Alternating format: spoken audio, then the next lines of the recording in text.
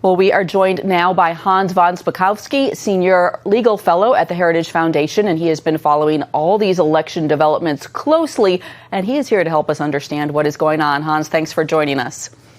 Sure, thanks for having me.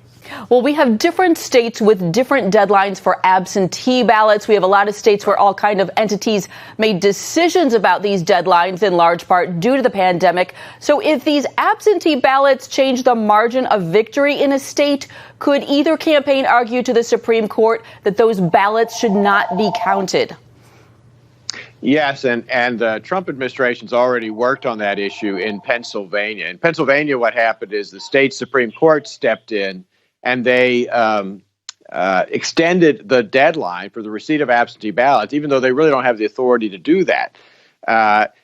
The campaign has already said that it intends to go to the Supreme Court to try to get the court to overrule the state Supreme Court.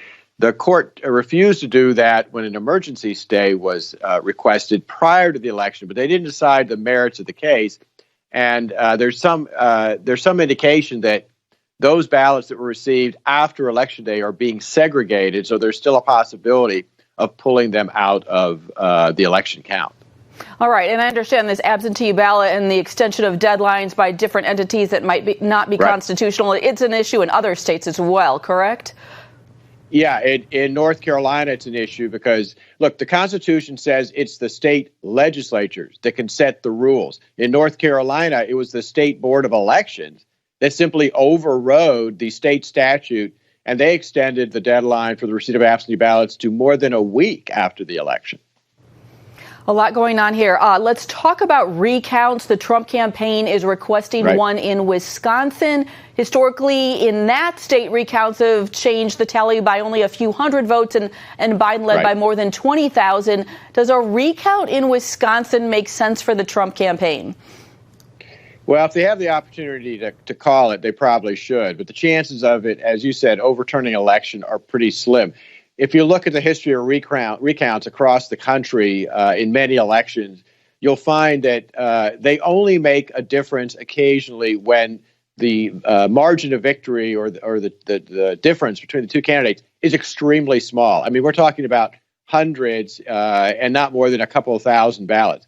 When it's as much as 20,000 ballots, you almost never find that a recount has made a difference.